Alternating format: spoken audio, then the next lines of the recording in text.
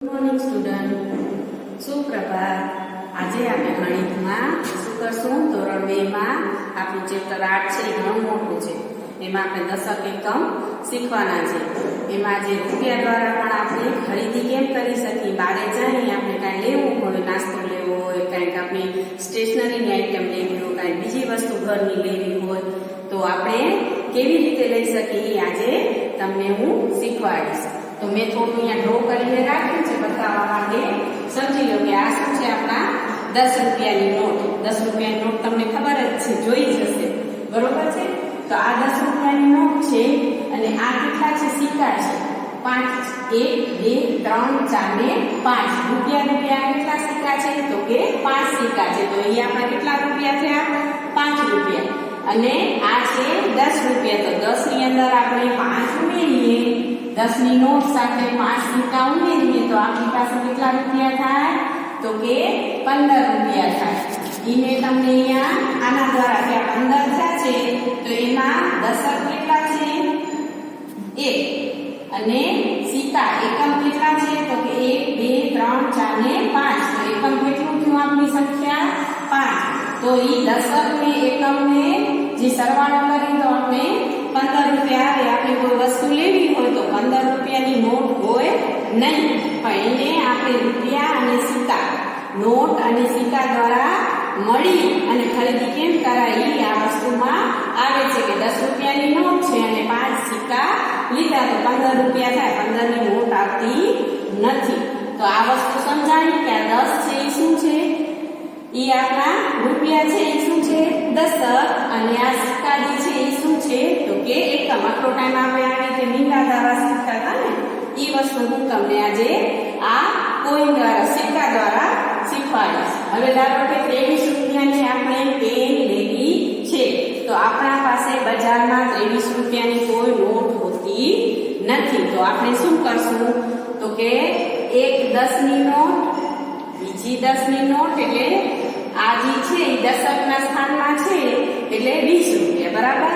તો 20 રૂપિયા માટે આપણે શું કરવું પડશે? 10 ની એક નોટ, 10 ની બીજી નોટ અથવા 20 રૂપિયાની એક નોટ. અને પાછળ એકમના સ્થાનમાં શું છે? આ એકમના સ્થાનમાં 3 છે તો 3 રૂપિયાનો સિક્કો બજારમાં છે નહીં.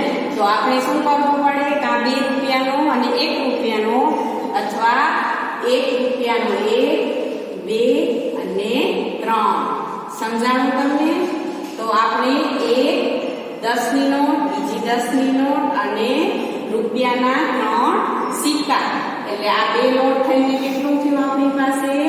2 દશક અને 1 2 ને 3 સિક્કા, એટલે કે 20 વત્તા 3 બરાબર આપણી પાસે સંખ્યા કઈ આવી ગઈ?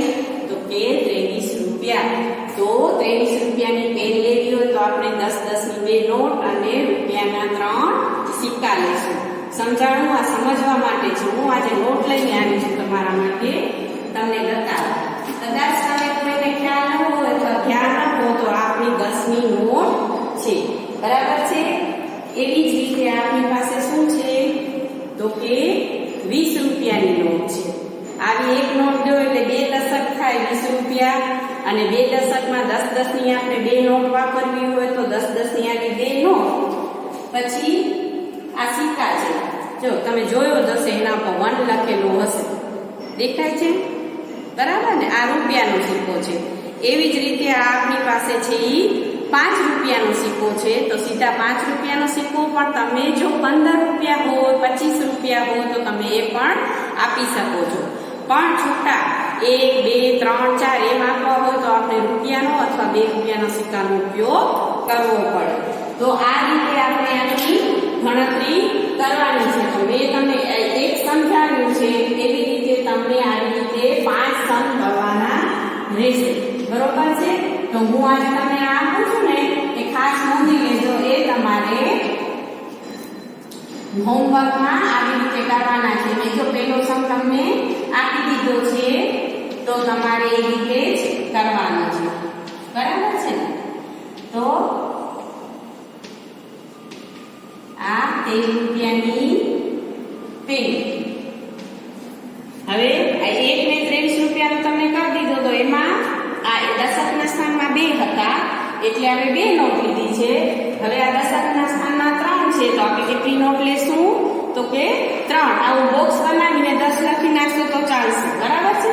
અને ઉપરના જે સિક્કા છે એ આ રીતે ગોળ કરી અને 1 1 લખી નાખવાનું છે. તો ગણતરીમાં ખાસ આ વસ્તુ કરવાની છે. આનાથી તમે સરવાળા બાદબાકી શીખશો અને બજારમાં જાશો તો પણ કામ થઈ જશે. ઓકે, તો આ હોમવર્ક તમારું છે, બરાબર છે. આ કરવાનું છે. અસ્તુ.